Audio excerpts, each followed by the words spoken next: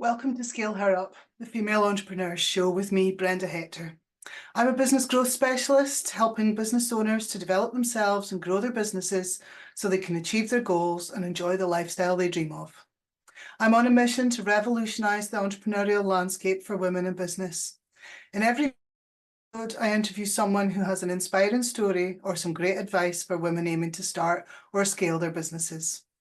If you're new to the show, take a moment to subscribe right now so you don't miss any upcoming episodes, and please check out the previous ones after listening to this. We have an awesome Facebook community. Just search for Scale Her Up and join in. Welcome to Scale Her Up and the Business Spotlight. I'm Brenda Hector, and I've got Nara Morrison with me from Oasis EQ. Nara, thank you for joining me. It's a pleasure to be here, Brenda. Thank you for inviting me. Oh no, it's great to have you. We've been connected for a while now, a couple of years maybe, and yeah, I just love what you're doing. So I think it's a great thing to share with my viewers and listeners. So yeah, just tell us a bit about Oasis EQ. What is it that you do?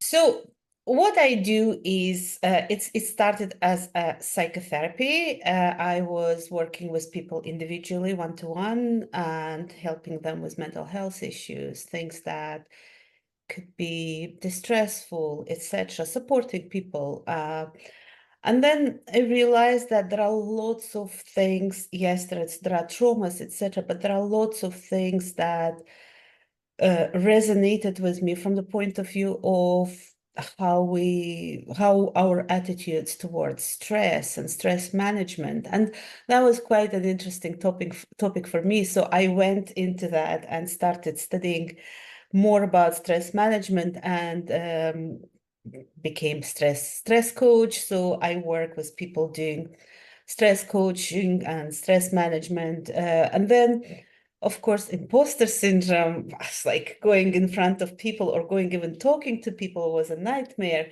So this is how I got interested in imposter syndrome. So now what I'm doing is I'm still doing I still do psychotherapy, but I also offer stress coaching and imposter syndrome coaching. And what I'm actually trying to do also is, instead of doing one-to-one work, I'm doing more workshops and public speaking, because I really feel like this is very, very important, because I want people to know about these things. I want to empower people to actively engage with the process and help themselves too. So yeah, that became part of my business. Fantastic. And I think, well, I want to dig deeper into what you actually do and how you help and what raise awareness of that stress and imposter syndrome and how that manifests. But before we go there, let's get a bit of information about Nara. Yeah, who's Nara? So what have you always been an entrepreneur, or how did that journey happen? No, I wasn't. So it's very interesting when you're in jobs like we do, like coaching or therapy. We usually listen. It's not very often we talk about ourselves. But let me go a little bit back in history. So I was born in the Soviet Union. Mm-hmm. Then Soviet Union collapsed. In Soviet Union, we were actually exposed to many different cultures. So it was so good to learn about different cultures. It's something that I really enjoyed. I was growing up. And then Soviet Union collapsed. It was an independent country, Azerbaijan. We were building a new country. But what happened is Iron Curtain fell. By then, I was a trained teacher, but we had so many foreign companies coming and needing people who spoke English, and I spoke English. So I joined one of these companies in an administrative role. So that was kind of continuation of this exposure to other cultures, which was fascinating, because now it was more Western cultures. We were learning something new, something more, and it was really great. And that's when I met my husband. But that was 9-to-5 job. That was nothing to do with entrepreneurship. I think I had something in me all the time because I was thinking about maybe at some point I will have my own business. But to be honest, I would have never even imagined it would be what it is now.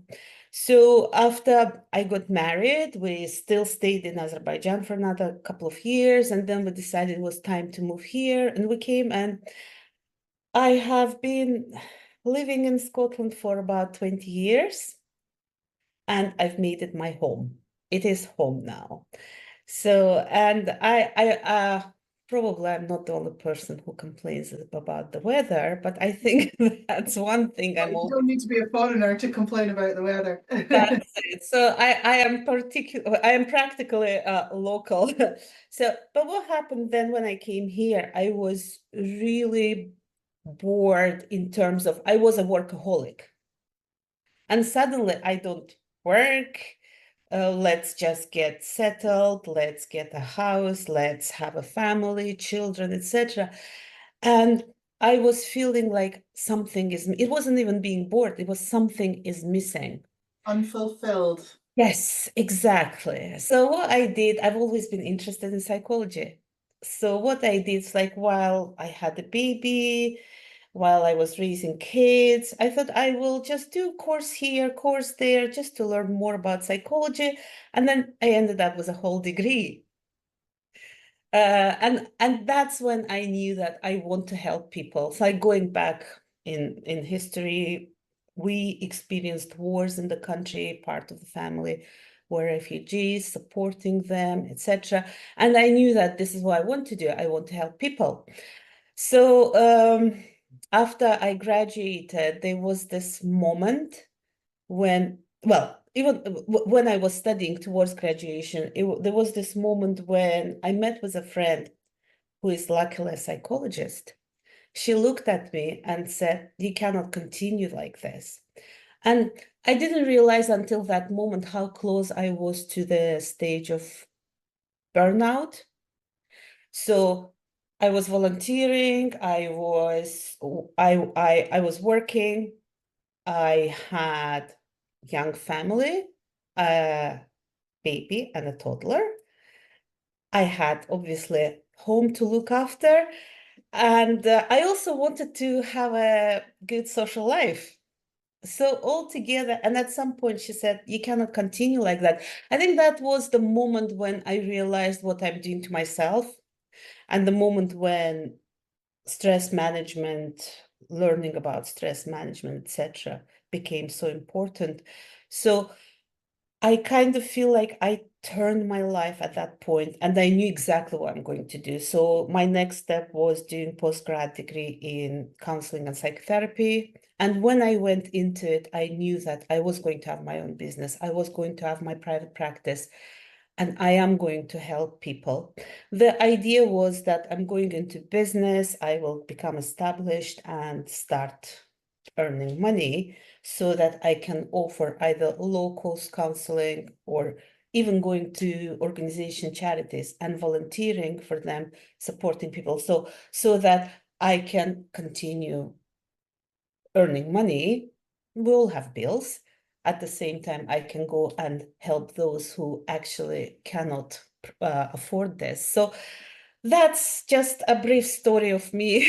So So through the years as a business owner, what have been the challenges that you've faced?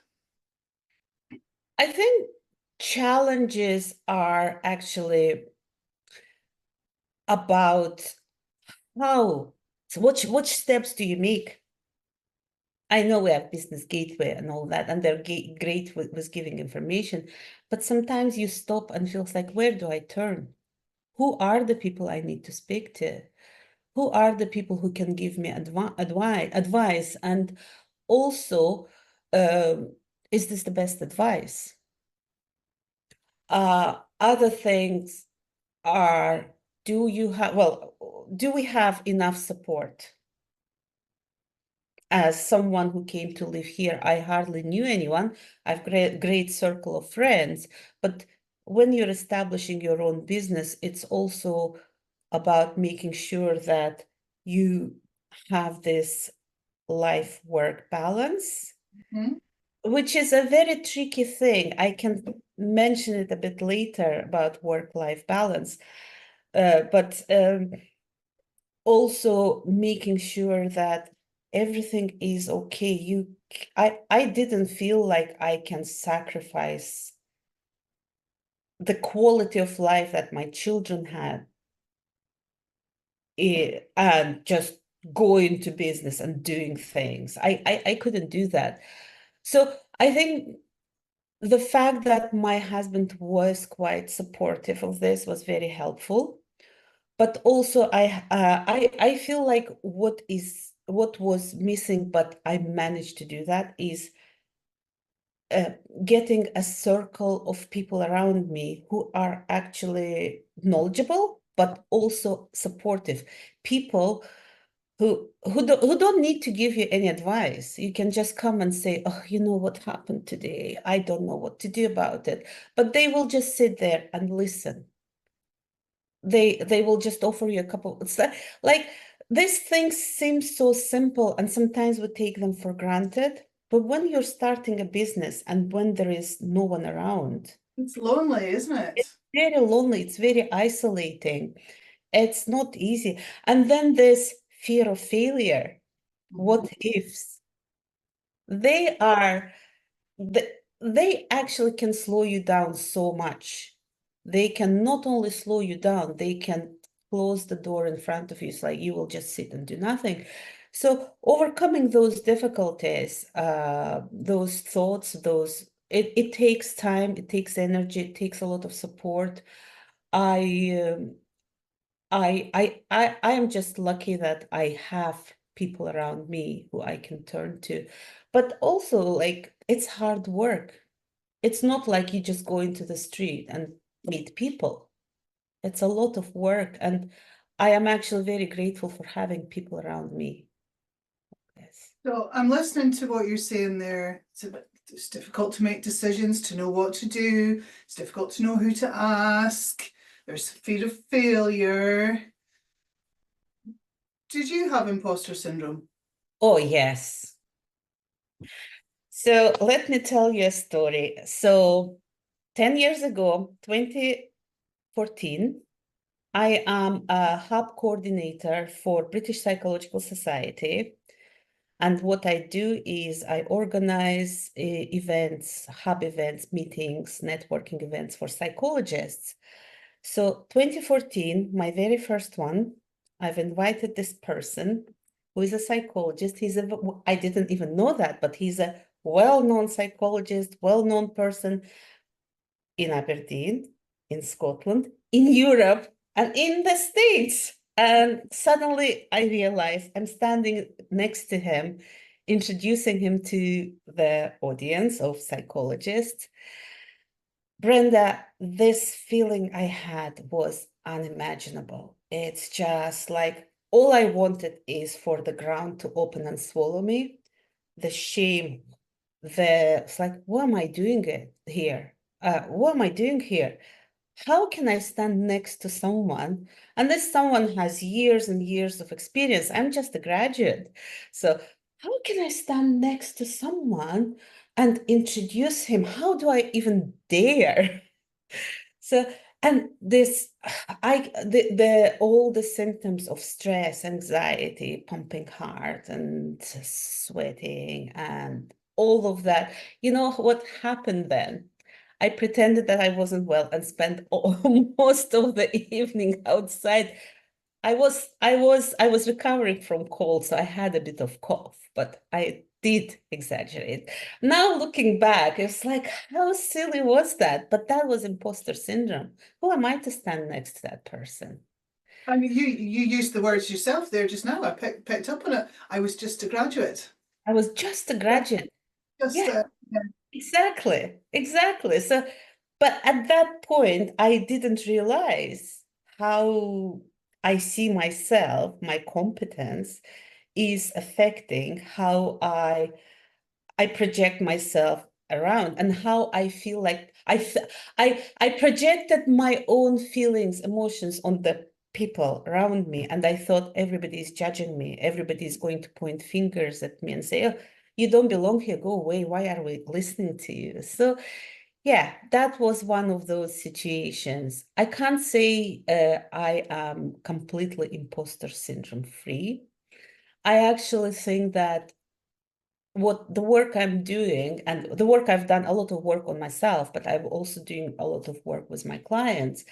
The work I'm doing, it actually helps them to understand what they're experiencing, how they're experiencing. And as you know, when we have awareness and self-awareness, and we know what we're dealing with, we know how to deal with it. I was going to ask you about that actually, because so we're aware of it because you've studied it in depth and you're working with people, and I've kind of dabbled. I'm aware of it and I've done a bit of reading or whatever. But a lot of people probably don't know that that's what they've got. What the voice is telling them. Yes, well, yes, imposter syndrome is quite a popular topic just now. And there are a lot of misinformation out there. And what's important to know that that feeling we experienced, like just before I came to talk to you, it was like, oh, I'm a little bit nervous. That's not imposter syndrome. That's a normal, natural nervousness before you go, and you know that something is going to be recorded, maybe shown to other people, and you know that, and that's natural. Understanding that it's natural, it's not important. Imposter syndrome is important, or it's not a fancy term for low self-esteem. Yes, people with imposter syndrome experience low self-esteem, but they're different things. So it's very important to know what exactly it is. And from that point of view, having events where we talk about imposter syndrome, sharing information is very important. Um, it, we know that people come and say something about imposter syndrome. I was like, I have imposter syndrome. Okay, tell me about it. Oh, I was invited to a meeting and I didn't know what to say. Okay, is it because you you didn't feel confident? What was going on? Oh no, it's just not my area of expertise. Okay, but maybe it's not imposter syndrome. Maybe it's you feeling like, maybe it is you're really imposter, you shouldn't be in that meeting. Or people coming and I haven't had that experience, but the one that I just described, but I've heard about that. Or people just come and say, you know what, imposter syndrome is not real. Really? What about millions and millions of people who experience it? Like recent research, I am an imposter syndrome associate, which was co-founded by Valerie Young, and she's been doing research on imposter syndrome for about 4 decades now. And the recent research that she shared was something like 82% of CEOs in the UK experienced imposter syndrome or experiencing it now. We cannot take away these experiences from people and say, oh no, you don't have imposter syndrome. It doesn't exist. It does exist. But how we approach it and what we do about it matters. Like we're talking about CEOs, but between 70 and 80% of population in general had or have imposter syndrome. And we know that there are things that contribute to it, like it can be something coming from childhood, like lots of people psychologize it and say it's childhood issues, so let's work on that. And actually, it's a bigger issue. It's not just that. So what is it? Where does it come from?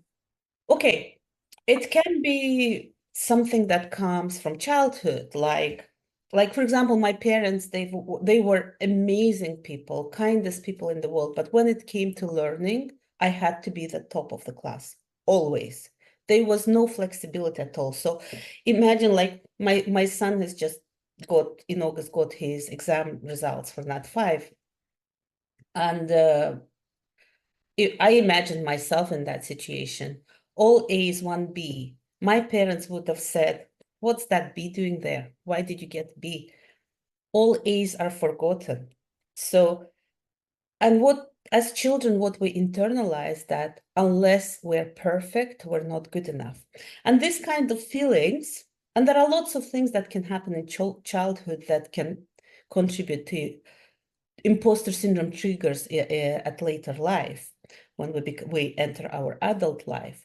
But let's look at society in general. Like, I'm talking to you just now, and English is not my native language. Just to think about it, we always feel more confident and a lot smarter when we speak our native language. So in the environment where everyone speaks English and you have accent, could that maybe trigger imposter syndrome? Definitely yes. In the same way, when we enter a room, let's say we enter a boardroom, right? Everyone is, say, one skin color and one person is different skin color. That can be a trigger in itself because we feel confident, we feel like we're okay with people who look like us. And when we are one among many, we are different, that's an imposter syndrome trigger. There are other examples, like if we represent a large group, like say a female in a male environment, what a trigger it is. Mhm. There are also professions, like professions where information changes very fast, like STEM professions. Or doctors, medicine. It's like they are holding people's lives in their hands sometimes. The responsibility, the perfection they strive to have, that must be such a huge, huge pressure on them. There are other areas like people who are, I recently participated in a conference, postgrad conference, British Psychological Society's postgrad conference, and I was talking about imposter syndrome in the higher education. These people are constantly judged, assessed, etc. They want to be the best. They want to be perfect.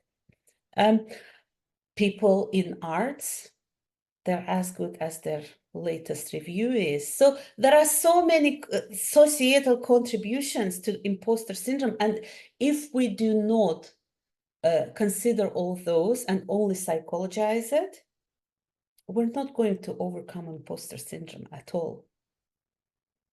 So it's very important to look at the context. Yeah. What's there. It's very, very important. And of course, we can talk about women and men, how different. People say, oh, only women have imposter syndrome. No, there is a large, Is it more common in women? statistically more women have imposter syndrome than men. But it's not such a huge difference, like say 45, 55. I don't remember exact number, but we're looking at this kind of difference. We're not looking at like 2%, 98%, nothing like that. And So what about business leaders and entrepreneurs? Is yeah, it more common? it is very common because in the business world, we have lots of fears of fear of failure, fear of judgment, fear of lots of fears, and we want to be the best, perfect. We want to achieve this and that, and yeah, it is, and we always compare ourselves. Like it would be so wrong. Well, it was so wrong for me to stand a graduate to stand next to this well-known psychologist and compare myself to him. It was so wrong, but we as business owners always do it too. So yeah, there are lots of contributing factors to imposter syndrome that when we work with our clients, we need to consider and remember about. So, and I was mentioning women, females and males. So what happens there is just the way men go through it and women go through it is different. So Men, then, yes, definitely, they deal with it differently. Men are more, they will more push through it. They will suffer inside a lot, but they will push through it a lot more. While women, they will push, but they will also hold back a lot. I know someone who quit job, a very, very high level job, just because they couldn't cope with imposter syndrome. They thought they couldn't face the group they had to face, go into meetings. And that's the problem with imposter syndrome is what happens, we have different coping strategies. How do we cope? We hide, we overwork, we procrastinate, we do everything that can hurt us and lead to lots of mental health problems. So yeah, that's a very fascinating topic. is there, the purpose of the podcast here is to inspire women to step up, to start up and scale up their businesses. And it sounds to me like imposter syndrome might be a reason why women don't do that. Yes, it's quite possible. It is very possible. So what happens with women and imposter syndrome? So usually research, trying to think, it was a research done in the States. No, half of it was in the States, other half was other parts of the world. And there was like, it was research done on women and men and their confidence level at different ages, right? So what the research found that in their 20s, men are somewhere here and women are somewhere here. At their 30s, the gap kind of lowers, and somewhere at 40s kind of evens out. And then at 50, women are like, I don't care anymore. I am just going to go for it, right? So that's what happens. But even 40s is so late. After all, we start our careers at the age of 20, 30, waiting for until we turn 40 to feel confident and start a business. It's not very, very good for us, for women. So was going to say something else. Yeah, it's not very good. But another difference between women and men is that as women, we think that we need to go and study more, get more credentials. So we don't feel like we're competent enough. And imposter syndrome is about how we assess our own competence. Yeah. So we feel that we need to become more competent. But competency and confidence are not the same thing. We can be competent, but not confident, and vice versa. So to all the women who are going to watch this and who are going to listen to this, you are already competent. So it doesn't mean you're going to stop learning. Are you going to stop learning because you've done a degree and you've got a job? No. We are learning every day, and it doesn't mean that you'll stop taking new courses or lose interest in anything that is about learning something new. But you're already competent and you can do what you are planning to do. Maybe you're not feeling very confident, and that's okay. That's why I say you keep going. Keep going, because confidence will come with practice. So is that fake it till you make it? Is that? Yes, no, it's not. So there is a big difference. I was actually talking about at the conference. There is a big difference between fake it until you make it and act as if. So Okay. fake it till you make it comes from the place of fear. Fake it till you make it means that you always check outside. Oh, what did they say about me? What do they think about me? Do I project this? Do I show that I am competent? Do I show that I can do this? Well, act as if you look inside. What do I want? What do I want to project? What do I need for that? What are my needs? And what do I need to do to achieve this? So it's more directed inwards, and it's more about our needs rather than satisfying, like in fake it until you make it, satisfying others. So there is a huge difference between them. So I think it's very, very interesting that you asked this question, because that was raised before at this conference, and I'm really glad you did. And I've really learned something, actually, that it's more about how you feel inside than what other people think. So yeah. Yes, absolutely, absolutely. Because what it does, it help when we act as if, it helps us build better relationships that are based on maybe mutual interests or something we want to learn, something we want to achieve. But fake it till you make it it's the opposite. It's a darker place.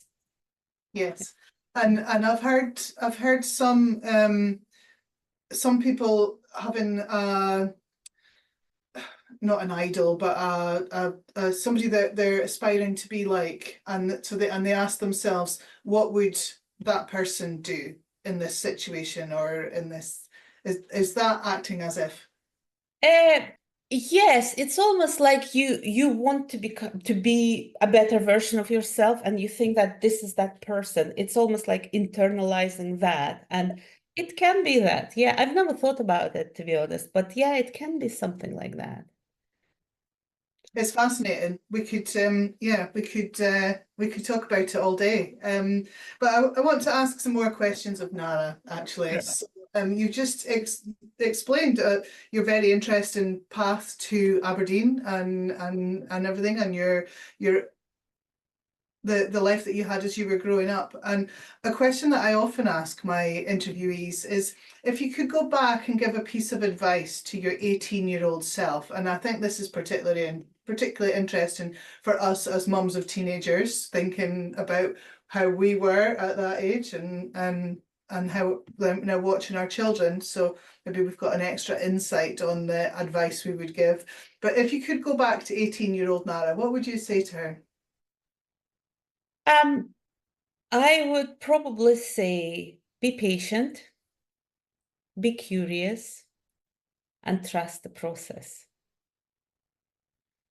Uh, I am I'm not a very patient person when it comes to myself. So it takes practice, and I do practice it. I practice to slow down, mindfulness, etc.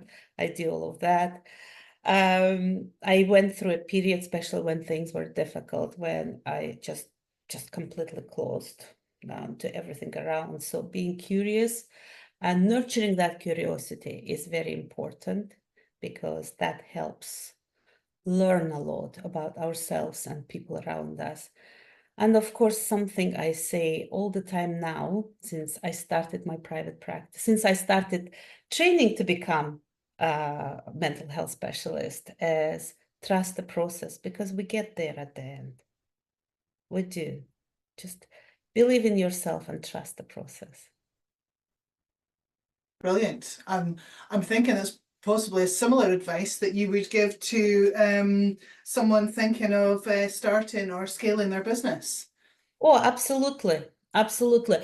For someone who is scaling their business, I would say surround yourself with like-minded people, because if there is someone in your surroundings, oh, you can't do that, you shouldn't do that, because that's just not going to scale, or that's not going to attract lots of people, etc. Remember that what these people do, they project their own fears. It's not about you, it's about them. We often, because we say, if it was my friend who said that, I love my friend, I respect their opinion, I think they know me well. So I would probably think, oh, she knows something I don't know, or he knows something I don't know. Always listen to yourself, always. Trust your gut. Yes, 100%, 100%. I regretted quite a few times when I didn't. So yeah, definitely. So the last question I'm going to ask you, Nara, what can we do as female entrepreneurs or fellow women or coaches? What can we do to support other women in business? Because, you know, there's not enough. There are only 1 in 3 entrepreneurs in the UK are female, and men are 5 times more likely to scale their business. So how are we going to change that?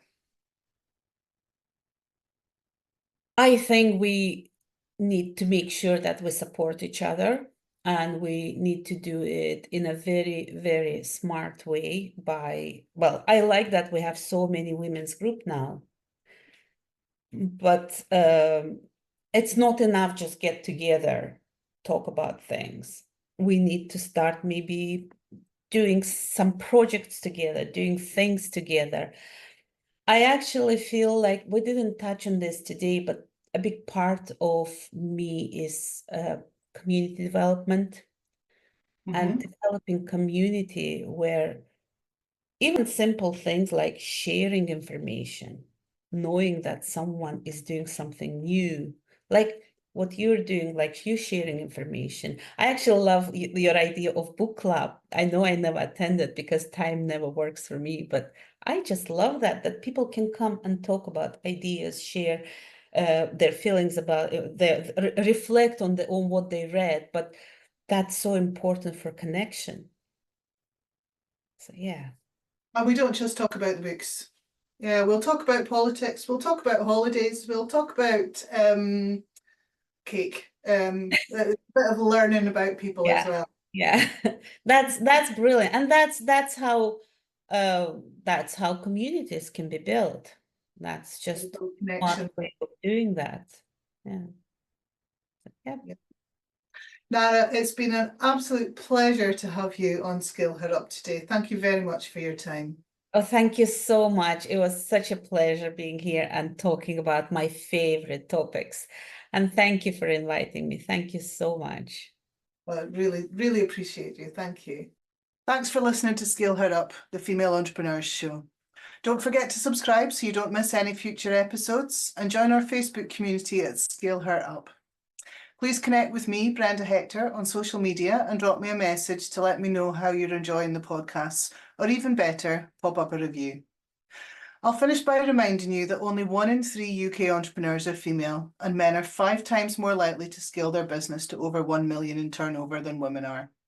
If we started and scaled our businesses to the same extent as men, it would add £250 billion to the UK economy and provide millions of jobs. Ladies, you can do it and make a massive difference.